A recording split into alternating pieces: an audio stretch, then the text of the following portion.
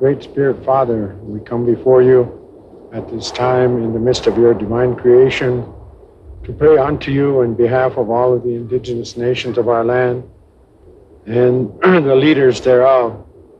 And we offer you this sacred tobacco, this gift that you gave to us to communicate with you. And we place it here in this grandfather fire as an offering to you so that you might hear our poor, humble appeal. And then we use some of this sacred incense, this holy cedar, and we use this eagle bone whistle here to pierce the heavens so that you might hear our words.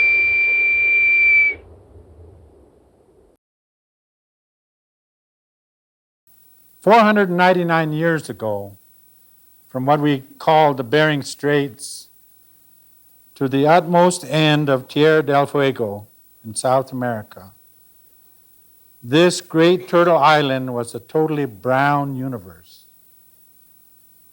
All of the different nations that existed here were brown people. And they had a common worldview.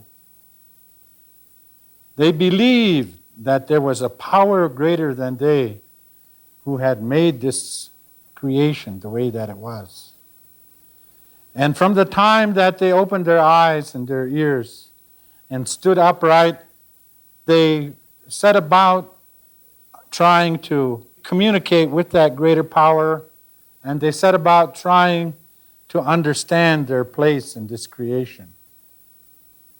So if you talk to an Indian from Alaska, or from Canada, or from the United States, or Mexico, or Central America, or South America, if you talk to an Indian who has been taught their tradition and their culture, and they respect it, they're going to all express the same kind of worldview.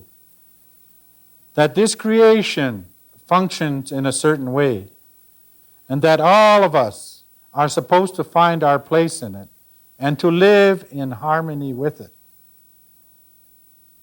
When you see Indian people performing a ceremony, then what they are working towards is maintaining that balance and that harmony with the creation. That's what they are doing.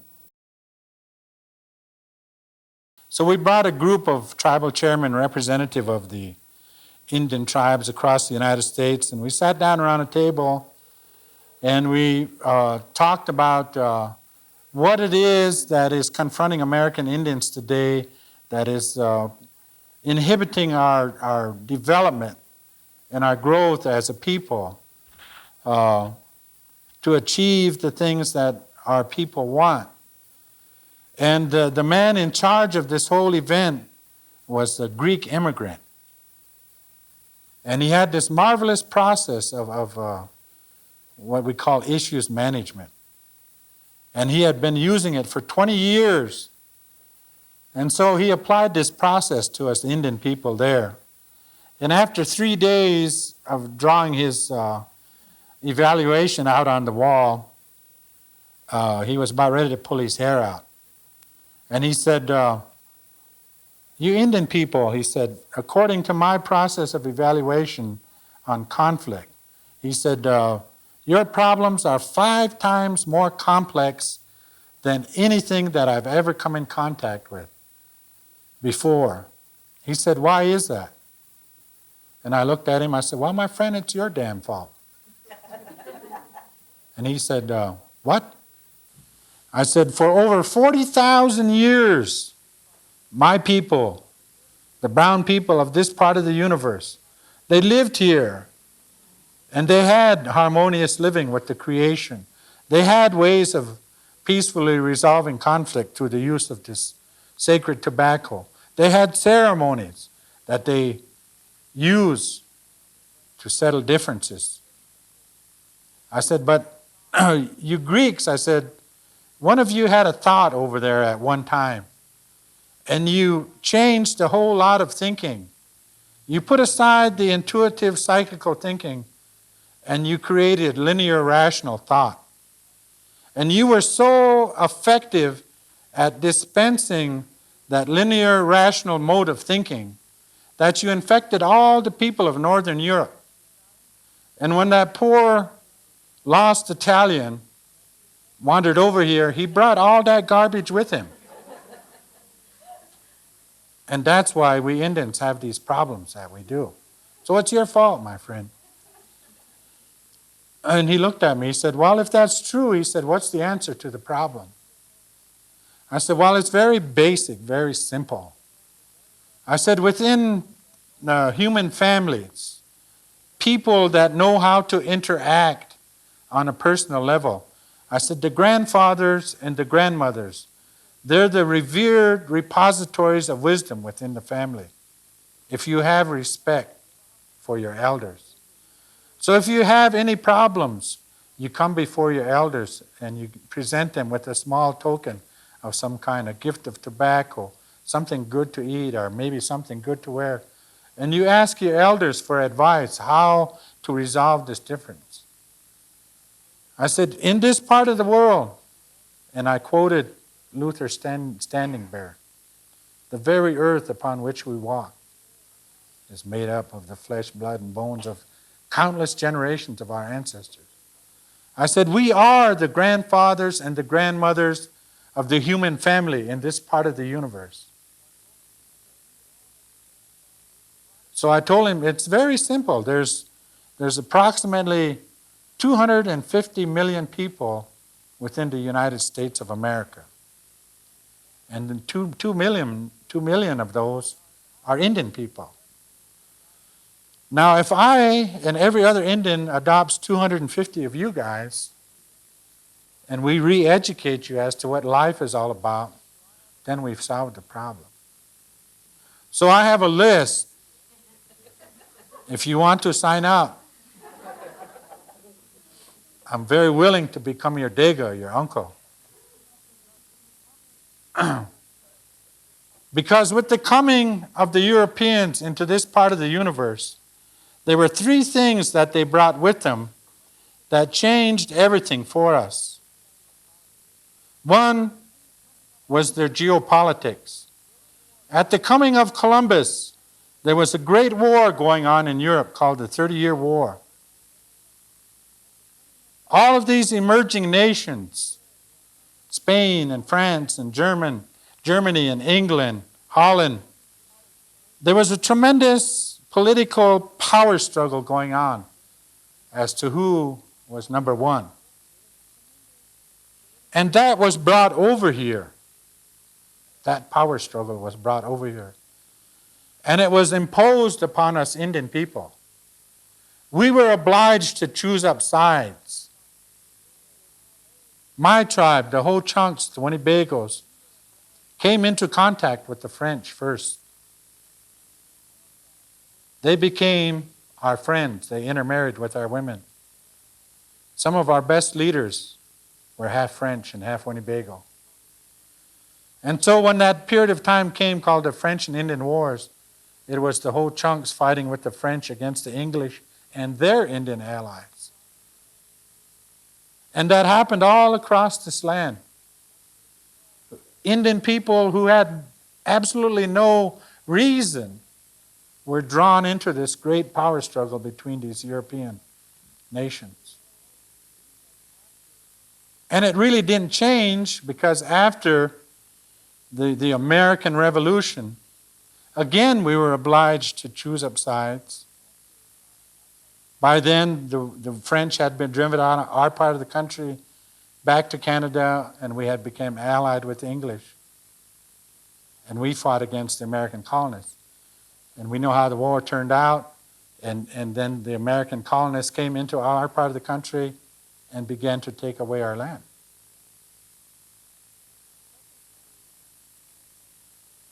The second area that impacted our lives was the world marketing system that Europeans brought with them over here.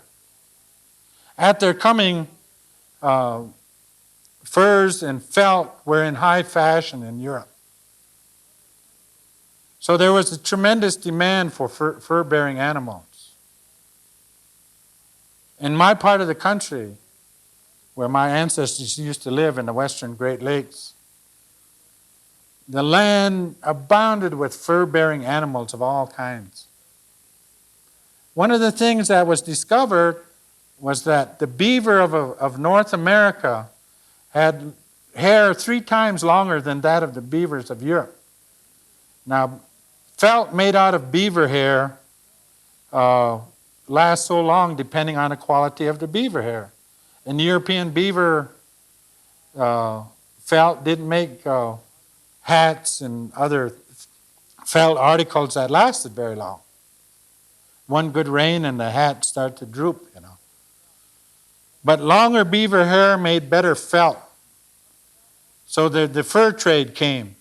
Up to that point in time, my people, I'm not speaking about all Indians, but my ancestors were hunters, gatherers, and horticulturists.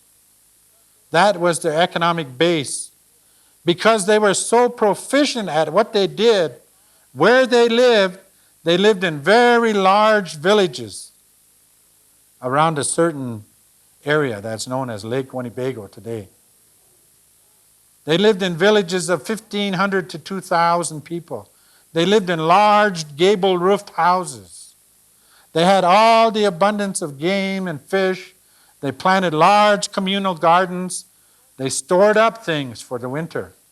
It wasn't privation and hunger, as a lot of white historians write about us.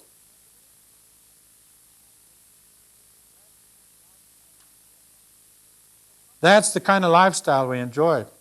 With the coming of the Frenchmen and the institution of the fur trade, it had a tremendous impact on our people. Because when you go out and you start trapping fur-bearing animals, you're going to deplete an area of the animals if you go at it full time, which means you have to move on to another area. And so where these Winnebagos used to live in one particular area, hunting, fishing, gathering, planting, harvesting, when they became fur traders, they started to break down and they changed their lifestyle. And pretty soon they were extended all the way from north central Wisconsin down to northern Illinois, clear over to the banks of the Mississippi River. Whereas before they had 10, 12 real large villages. Now they had 60, 70 villages scattered all over 18 million acres of territory. And they became politically weak and militarily weak by the institution of the fur trade. That was the second biggest impact on Indian people, was the world marketing system.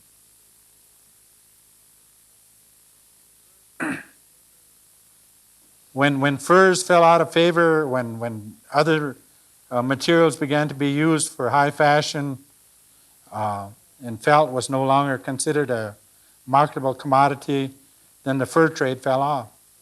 By then, European immigrants had become so many into our land that we were obliged again to change our lifestyle and become farmers, which was a totally different way of life for us. Again, causing a tremendous cultural impact. And the third area that has impacted our lives is the introduction of the religion of Europe. Now, I'm saying this because I have a certain belief and value system. And this message that came from across the ocean, I accepted it. And I believe in it. But I don't believe in all the baggage that was brought with it. That has nothing to do with spirituality, but has to do with the earthly values that Europeans held dear to them. That was impressed upon this religion and then impressed upon us. In speaking about the history of Christianity, with the collapse of the Roman Empire and the establishment of the Roman Catholic Church throughout Europe, there were many political deals cut between these emerging monarchs of these different nations and the Bishop of Rome, because the Roman Catholic Church held vast wealth. A lot of these monarchs felt it was necessary to make deals with the bishop in Rome. And whenever a monarch became a Christian, he issued an edict saying, "You too, my subjects, will become Christians." So in many instances, Christianity was forced upon people. And that's what they brought with them over here. And that's what happened to us in the elimination of our culture and our spirituality. It was change or die. So these three things that have been thrust upon us have caused us to be the way that we are today.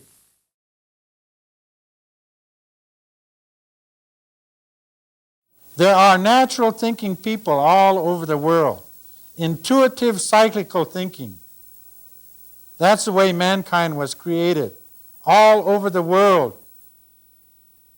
By having that intuitive cyclical mode of thought, he was able to have respect for the creation.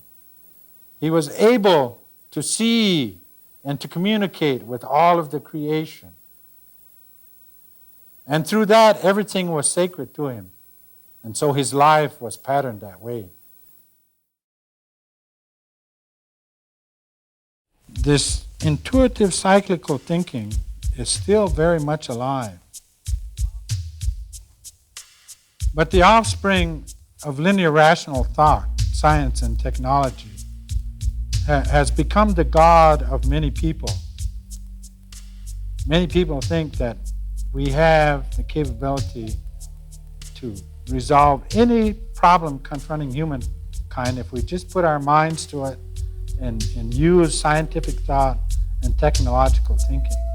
And I'm here to tell you that that is not going to get it. And I'll share a bit of Indian wisdom with you that goes like this. If we don't change direction, we're going to wind up where we're headed. If we don't start respecting the earth, then we're going to, in fact, wind up where we're headed.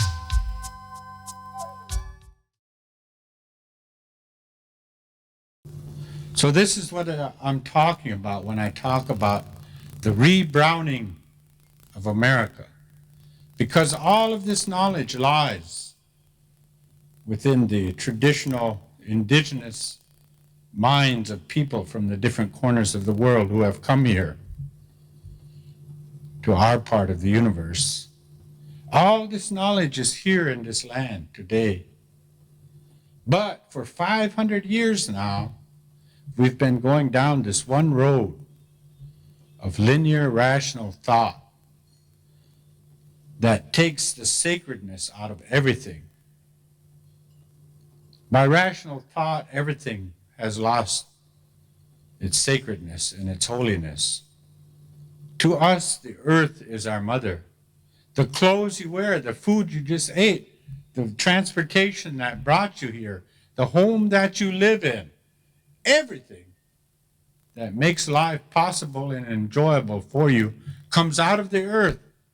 So that's the way the earth is with us, is what the elders tell us. She does everything for us, provides for our every want, our every need. That's why we have to respect her. That's why we have to hold her sacred. That's why we have to protect her. But when you're a rational thinker, you don't think along these lines. Because when you're a rational thinker, all the things of the earth, the animals, the rocks, the trees, the water, everything is an object.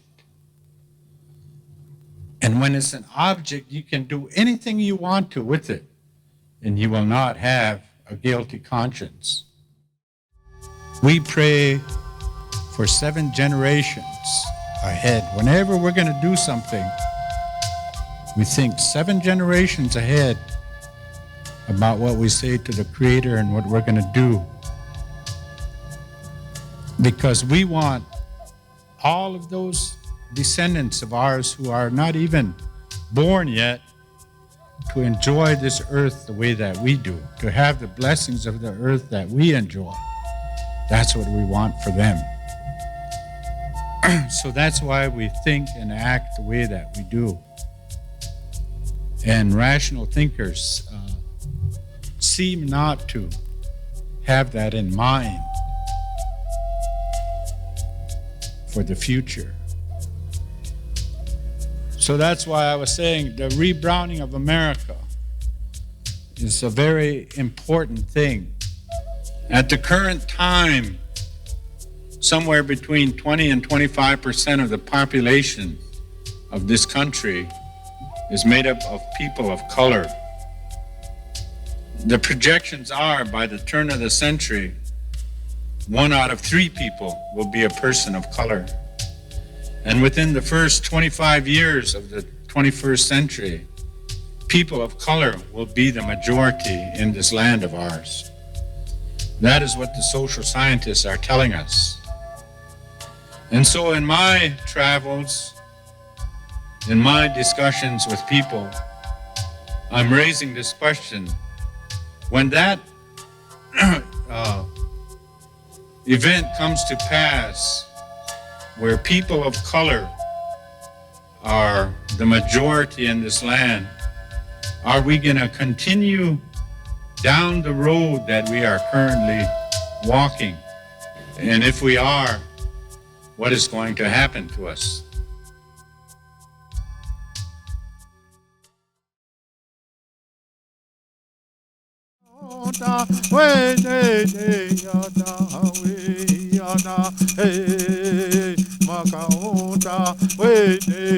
So we come from the spirit world and we walk this road of life on this earth, and then whenever the Creator deems it the proper time, then we leave this earthly life and we go back into the spiritual realm. This is what the elder taught us. Life is an unending circle. If we've learned everything that we need to understand about the creation and the Creator, when we pass back into the spirit world, then we evolve into a higher level of spirituality. And it just keeps going around and around until we come face to face with God, with the Creator of all things. And that's the ultimate goal of all of our lives, is to be one with God.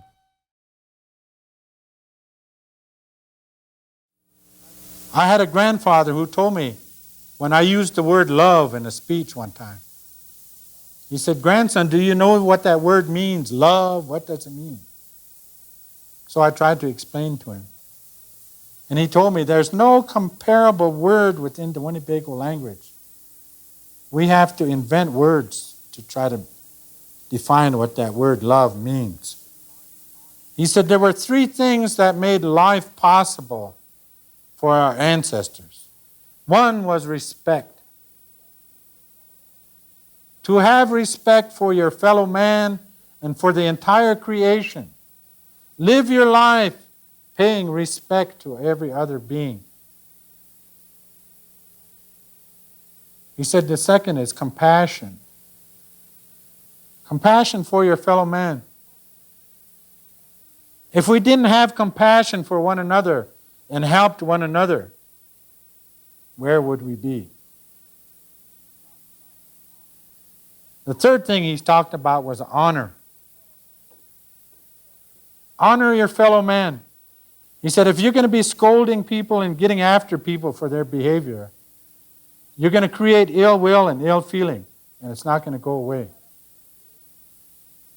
Leave that up to the Creator, he said. He knows what's going on. He sees what's going on, and he'll take care of it. Whenever your fellow man does something honorable, if he does something kind, if he does something brave, stand that person up in front of all the people. Put some new clothes on him. Feed all these people. Give gifts away in his honor. And people will recognize him or her for being a good person. And when you do that to that person, they're going to be motivated to do something good again. That way you're going to create a good feeling in your community and amongst the people. So these three things, my grandfather said, is what makes life possible.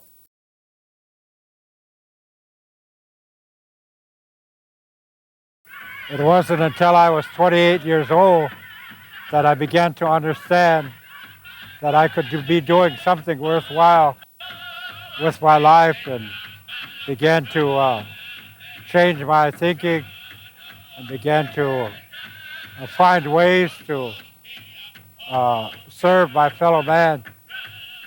So that was around 1965 that I began this effort. And for about 9 years, it was an educational process for me. I had to go through a lot of things in order to develop that serenity of thought and that patience that one needs to be able to provide leadership to their fellow man. So in 1974, I felt that I had sort of reached that level where I could be doing something along those lines. So my father, my clan father and his wife, they saw what I was attempting to do with my life. So they called me to their home and they told me that they were going to pass on the sacred holy instruments of the Native American Church to me, that I was going to become a roadman and that I was to become a praying person, to pray for mankind, pray for my fellow man. So that's what I began to do in 1974. As a roadman in the Native American Church, I began to look more to the divine Creator for guidance and direction in everything I was doing. When I was a little boy, my family was obliged to move off the reservation and into the white world. And when I got involved in this non-Indian world, it was difficult to hang on to my Indianness. So I was casting about, what can I do to kind of be an Indian? And here I discovered there's radio programs on the radio back in my day, before television.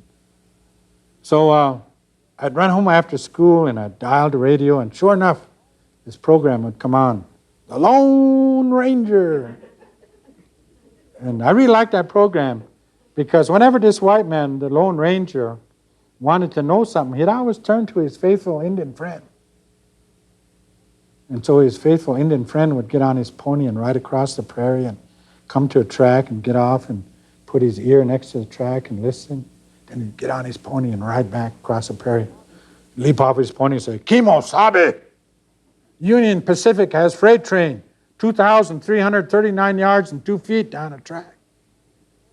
There's an engine, a coal car, 14 box cars, 6 tank cars, 3 flat cars, and a little red caboose. There's a white man who's an engineer. There's a black man shoveling coal in a boiler.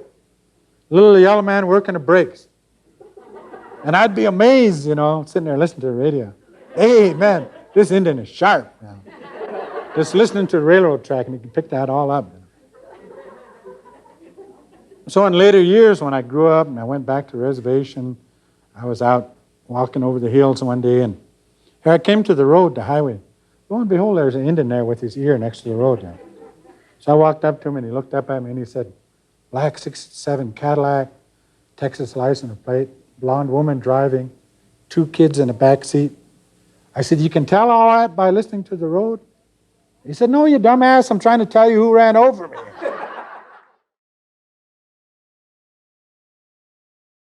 I am an enrolled member of the Winnebago Tribe of Nebraska. However, I'm very proud of the fact that my mother's mother was Rosebud Sioux and French. My great-grandfather was a Frenchman. And I say this because about every third person that I meet in this world, when they discover I'm an Indian, they want to get connected with me. So they say, "Oh, I'm part Indian." I said, "You are?" "Yes." And no disrespect to any real Cherokees present, but they always say that to me. "Yeah, I'm part Indian.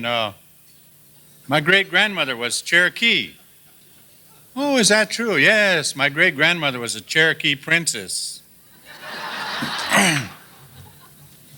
So not wanting to get off on unequal footing, I always tell them, well, my great-grandmother was a French countess.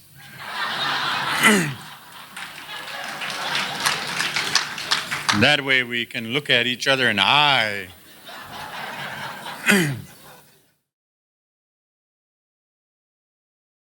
And I wanted to tell you a little bit more about myself. A number of years ago, some of my brothers came out with a term called saying apple, meaning that you've sold out your Indian values for non-Indian values. You're red on the outside and white on the inside. And I got in the habit of telling people back then that I was an apple turnover.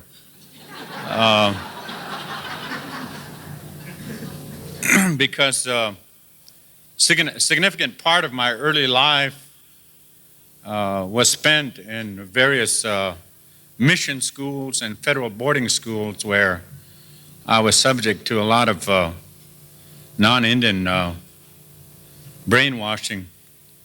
It wasn't until I was older that I managed to get reconnected with my Indianness, my Winnebago whole chunk identity.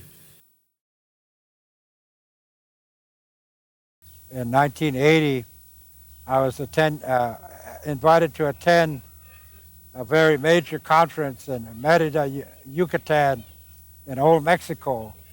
The Inter-American Indian Institute invited me to be a participating observer in their 8th Congress of the Inter-American Indian Institute.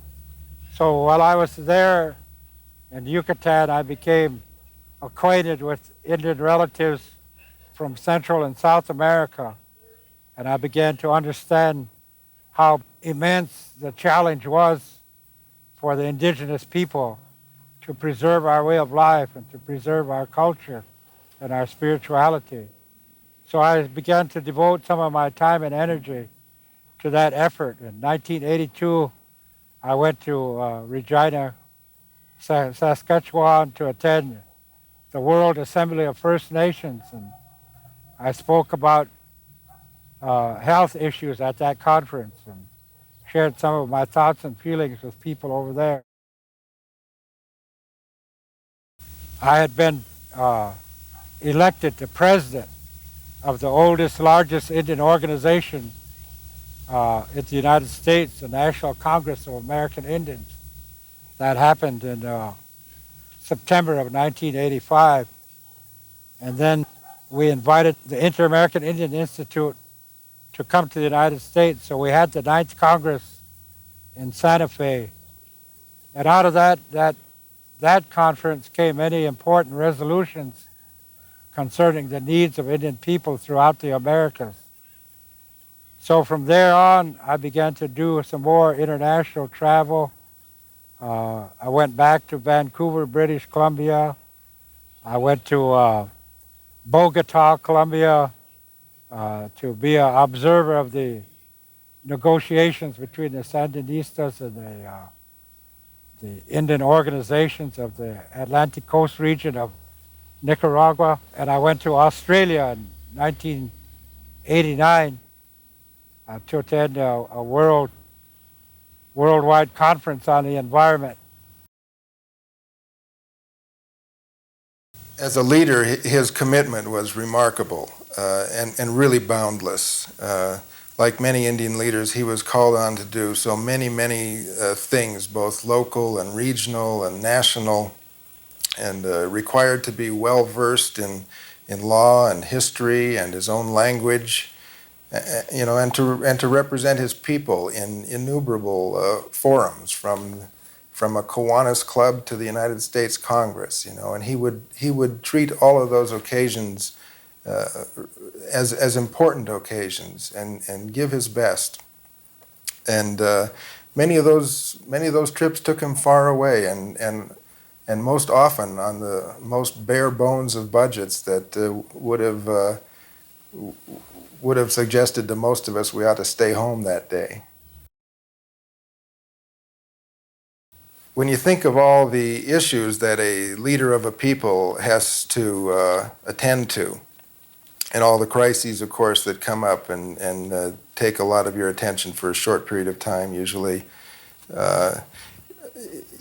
you don't usually think of someone having to do that in an old car with no phone at home, and a nearly non-existent travel budget.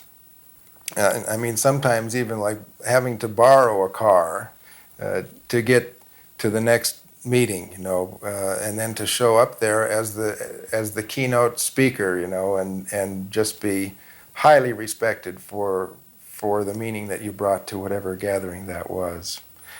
But that's how he did it. He did it for years and years and years that way. And when I'd travel with him to occasions, sometimes he would often say, "Well, this is how we do it, on a frequent flyer coupon and a prayer." You have to be very careful about me the way that I am today, because in 1986, November 22nd, I suffered total cardiac arrest. Up to that point in my life, I was functioning on 17 brain cells. And after total cardiac arrest, 14 of them got fried. So I've been running on 3 since then. So a lot of the things I say might not have a whole lot of meaning to you. More and more through the last 5 or so years of his life, the focus was particularly on the spiritual and how we think, how we run our lives based on the way we use our minds, and how important it was that we be able to see that the rational, linear thinking that we sort of growing up in white America anyway take as the one true way of understanding things. he would go to great and humorous lengths to convince people with stories of why that kind of thinking was simply inadequate to the task of being fully alive, and how in fact it was causing great self-destruction among us individually and collectively. I understood a long time ago as a young child that I was going to be used in a special way as a leader for my people. I knew that when I was a little child at a boarding school, because I assumed leadership of a group of young boys that were in the school, and I realized that I had the gift of influencing other people. In 1977, my people chose me to be their chairman. I was elected the chairman of the Winnebago Tribe of Nebraska, a position that I held for 10 years. I spent 14 years in tribal government. And along the way, I began to get involved in other things of relevance to Indian people on a regional and a national level. So by 1980, I had traveled the length and breadth of the country working with Indian tribes and Indian organizations. When I went to Australia, I was amazed We all understand that the hole in the ozone layer is thinnest above Australia. That means more ultraviolet rays are hitting Australia than other lands throughout the world. And you know what's happening? Australia has more sheep than any place else in the world. They're the biggest wool-producing country in the world. And because of this increase in ultraviolet rays, the lanolin is being burned out of the wool of the sheep. And the wool is getting dry and brittle and unmarketable. So what is the answer?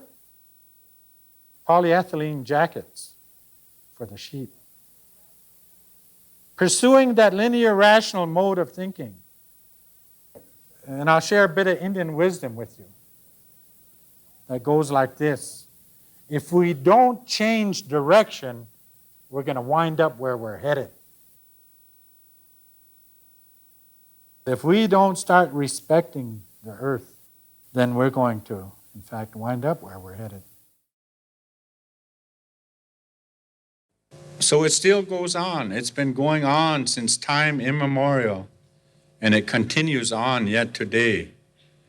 Our people have reverence for the earth and the things of the earth. I just returned from Rio de Janeiro, and I had the good fortune to meet intuitive thinkers from different corners of the world, Australian Aborigines and Maoris, and black tribal Africans, and the Sami people from Northern Europe, all intuitive thinkers who still have the same respect for the earth that we do. And we shared these thoughts about the earth, and we shared our feelings about what is happening to the earth at this time. Our whole Great Spirit Father, in conclusion of our activities and our prayers here, we come to you in a word of thanks once again, and we give you thanks for Grandmother Earth, who provides us with all things. We give thanks to you for our grandfathers. We acknowledge the four winds who give us the breath of life, and then we acknowledge this grandfather fire that makes life possible for us on this earth. And then we acknowledge the water of life that makes life possible for us. All of these are the basic elements of life, and we cherish these gifts and we revere them. We ask you for strength to protect them for all of our generations to come. Mitakuye Oyasi.